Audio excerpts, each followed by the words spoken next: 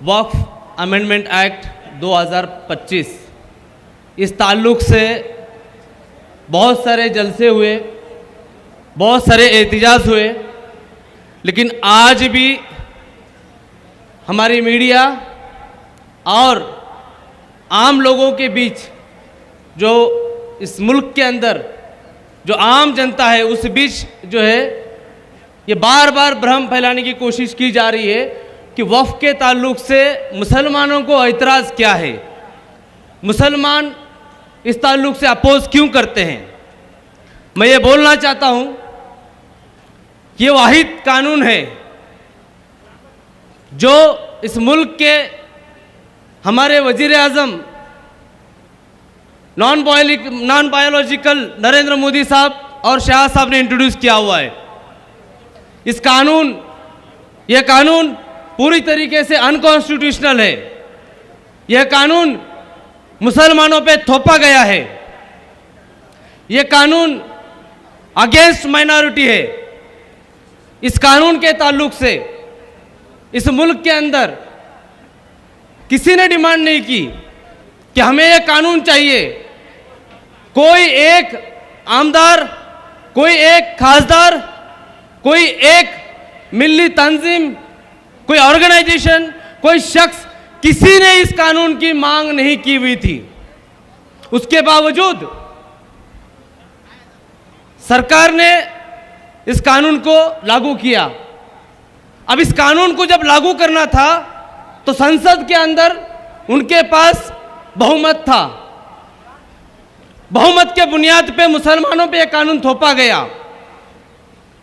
इस कानून के अंदर जो चीजें उन्होंने लाई हुई है, हमारे इसके पहले के मुकर्रिर उन्होंने बहुत सारी चीजें आपके सामने रखी है। चंद चीजें मैं आप लोगों के सामने रखना चाहता हूं। और जो उन्होंने बताया कि हमने ये वक्फ एक्ट क्यों लाया है और मुसलमानों के लिए क्यों फायदेमंद है, उस ताल्लुक से भी मैं कुछ वजाहत करना चाहता हूं। कितने फिक्रमंद है मुसलमानों के, ये भी आपको बताना चाहता हूं। ये कानून के अंदर जैसे उन्होंने लिमिटेशन एक्ट के ताल्लुक से लाया और उन्होंने बाहर भी बोला कि वक्फ के अंदर बहुत सारे लोगों का कब्जा कर बैठे हैं, एनक्रोचमेंट हुआ है, हम उसको हटाना चाहते हैं। लेकिन हम जानते हैं इस वक्फ के अंदर उन्होंने ये किया, चाहे वो हिंदू कम्युनिटी हो, क्रिश्चियन कम्युनिटी हो या और दीगर कम्युनिटी हो, किसी के लिए ये कानून नहीं लेके आया। उनके रिलीजियस प्लेसेस के लिए कानून नहीं लेके आया। लेकिन वक्फ में उन्होंने ये बताया, अगर किसी वक्फ के जगह पे 12 साल से ज़्यादा अगर कब्जा है तो वो 12 साल से ज़्यादा कब्जा करने वाले की वो ज़मीन हो जाएगी। अब ये लोगों को भी मालूम है कि ये प्रोविज़न क्यों लाई गई है, क्योंकि 2002 के अंदर इन्होंने जो है अंबानी को, उनके दोस्त को, ये वक्फ की ज़मीन उन्होंने ले ली थी और इसी के तहत में ये सारी चीज़ें खेल चल रहा है। दूसरा उन्होंने बोला कि यहाँ पर जो है मुसलमान पूरा, आप यकीन रखिए कि इसके अंदर, इस मुल्क के अंदर जिस तरीके से कानून लाए जा रहे हैं, पूरे हिंदुस्तान छोड़ के पूरे आवाम, पूरे सतह पे, पूरे वर्ल्ड में कोई ऐसा कानून नहीं है, कोई वर्ल्ड में ऐसा कोई कानून नहीं है जो ये आपको बोले कि आप किसको डोनेट कर सकते हैं। ये सिर्फ मुसलमानों के अधिकारों का हनन नहीं है। इस मुल्क के अंदर हिंदू हर चीज को डोनेट कर सकता है, किसी को भी डोनेट कर सकता है। एक क्रिश्चियन किसी को भी डोनेट कर सकता है, किसी भी चीज के लिए डोनेट कर सकता है। लेकिन मोदी जी ने जो कानून लेके आया है वक्फ, वहां पे उनको रिस्ट्रिक्ट किया गया है, आप सबको डोनेट कीजिए लेकिन मुसलमानों के वक्फ को लिए डोनेट नहीं करना है। ये सिर्फ मुसलमान के हक नहीं बल्कि गैर मुस्लिमों के भी हक का हनन है। वहीं पे मुसलमानों को बोला गया, अगर आप डोनेट करना चाहते हो तो आप 5 साल प्रैक्टिसिंग मुस्लिम होना चाहिए। मैं पूछना चाहता हूं इस सरकार से, ये मोदी जी से, आप कैसे चेक करेंगे 5 साल का प्रैक्टिसिंग मुस्लिम है क्या नहीं? चौकीदार बन के मस्जिद के सामने आके आप बैठेंगे? मजाक लगा के रखा है आप लोगों ने। वहीं पे हम देखते हैं कि जो कानून के अंदर प्रोविजन उन्होंने लेके आया और कि भाई हम 2 औरतों के लिए हम इसके अंदर रिजर्व कर रहे हैं, वो 2 औरतों का प्रोविजन पहले ही था। इनको कोई औरतों से, मुस्लिम औरतों से हमदर्दी नहीं है। हमने देखा है औरतों के ताल्लुक से इनका क्या रवैया रह चुका है। ये आपके पार्टी के लोग थे जिन्होंने बिल्किस बानो के रेपिस्टों को सत्कार किया। ये आपका औरतों के ताल्लुक से रवैया है। इन्हीं के पार्टी के लोग थे जिन्होंने ये बोला हुआ था कि कब्रिस्तान में से मुस्लिम औरतों को निकाल के रेप करो। ये तुम्हारा औरतों के ताल्लुक से रवैया है। आप क्या बात करते हैं औरतों के हुकूक की? आप बात करते हैं गरीब मुसलमानों को हम इससे फायदा कराना चाहते हैं। क्या फायदा कराया आपने? Post matric scholarship, pre matric scholarship, ये पूरे स्कॉलरशिप का फंड कम कर दिया आपने। फेलोशिप, जो मुसलमान आगे पढ़ाई करना चाहते थे वो पूरा फंड बंद करवाया आपने। मुसलमान एजुकेट नहीं होना चाहिए ना, इनको तकलीफ होती है। यह गरीब मुसलमानों के ताल्लुक से पसमानदा नया एक लेके आए हैं फितना, पसमानदा मुसलमान। भाई साहब, पसमानदा का पी दिखा दो आपके एक्ट के अंदर। तो ये उनका जो है ये सब ढकोसलेबाजी है। अब तक ये झूठ के बुनियाद पे थे और हम जानते हैं ये सिर्फ और सिर्फ मुस्लिम नफरत की राजनीति के तहत में कर रहे। इस मुल्क को अच्छे दिन के वादे दिलाए इन्होंने, स्मार्ट सिटीज के वादे दिलाए इन्होंने, 15 लाख के वादे दिलाए इन्होंने, बुलेट ट्रेन के सपने दिखाए इन्होंने। अब इनके पास बताने के लिए कुछ नहीं, इसलिए हम देखते हैं कि इन्होंने ट्रिपल तलाक लेके आया, अभी वक्फ एक्ट लेके आए, अभी आके कि यूसीसी लेके आएंगे।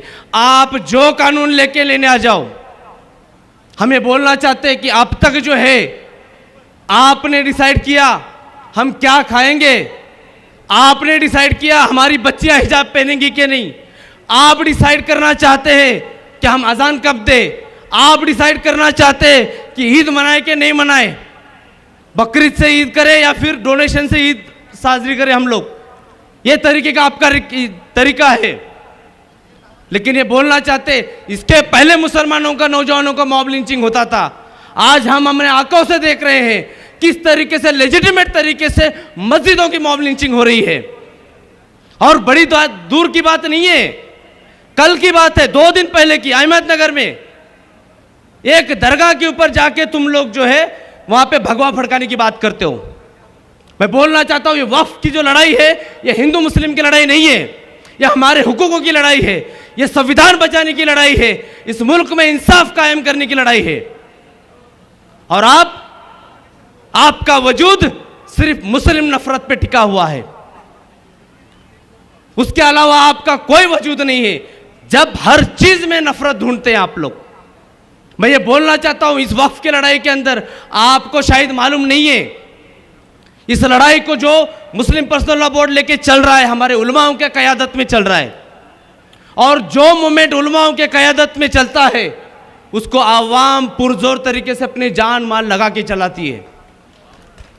और इस मुल्क के अंदर अगर तुमको उलमाओं के ताल्लुक से जानना है क्या आप जान लीजिए, जब ब्रिटिश हुकूमत यहाँ हिंदुस्तान के अंदर राज कर रही थी, उस ब्रिटिश हुकूमत के खिलाफ लड़ना जिहाद का पहला नारा लगाने वाले यही उलमा थे। ना सिर्फ नारा लगाया बल्कि अपने जानों की कुर्बानी दी। आप तारीख उठा के देख लीजिए कि मुसलमानों का, इन उलमाओं का क्या है, पर्सनल लॉ बोर्ड का क्या तारीख है। तारीख से आपको प्रॉब्लम है, क्योंकि जब आप तारीख उठाएंगे तो आपको नजर आएगा कि अंग्रेजों के 60 रुपए महीना के ऊपर पलने वाले माफीवीरों की तुम्हारी तारीख है, और हमारी तारीख इस कुर्बानियों से, खून से भरी हुई तारीख है। हमें बोलना चाहते हैं कि इस लड़ाई को हमें सिर्फ यहां तक, जलसों तक नहीं रखना है। हमारी जिम्मेदारी है कि हम इस जाओ मैसेज आप लोग यहां से लेके जाएंगे, आवाम के अंदर फैलाएंगे, हमारे घर में बैठे हुए औरतों तक पहुंचाएंगे आप लोग, और बच्चों तक के लिए लड़ाई बोलने की जरूरत है। और इस लड़ाई को कोई रोक नहीं सकता, क्योंकि ये हमने घर हमारे कुर्बान कर दिए। अल्लाह के घर की बात है, हमारे दीन की बात है, हमारी शरीयत की तहफ़्फ़ुज़ की बात है। कुछ लोग आए हैं और बोल रहे हैं कि अगर तुम लोग शाहीन बाग की जैसा करोगे तो हम लोग जालियनवाला बाग कर देंगे। अरे बुज़दिलो, तुम्हें हमारी तारीख ही नहीं पता है। उस जालियनवाला बाग हत्याकांड के अंदर कितने मुसलमान थे ना, आप चेक कर लेना। किसी के पीठ के ऊपर गोली नहीं है, सीने पे गोली है, सीने पे। हम उसकी नस्ल है, उन लोगों की, उन मुजाहिदों की नस्ल है हम लोग। और आप देखेंगे आज भी वो नौजवान तबका यहाँ मौजूद है जो अल्लाह के घर के लिए हिफाजत के लिए अपने जानों की कुर्बानियाँ देंगी। और मैं बोलना चाहता हूँ कि एक वाहिद प्लेटफॉर्म है मुस्लिम पर्सनल लॉ बोर्ड, जहाँ पे हर मकतब फ़िक्र के लोग हैं और उलमाओं की क़यादत है। हमें ये लड़ाई को मजबूत करने की ज़रूरत है। हालात बहुत संजीदा है। आज अगर हम कल कुर्बानी देंगी, आज अगर हम कुर्बानी देते हैं तो आने वाले नस्लें जो है हमारी डिटेंशन सेंटर में नहीं रहेंगे। जज़ाकल्लाहु खैरन। सानी इंटरनेशनल हज उम्रा टूर्स एंड ट्रैवल्स, हज उम्रा जाने के ख्वाहिशमंद हजरात स्क्रीन पर दिए गए नंबर्स पर कॉल करें।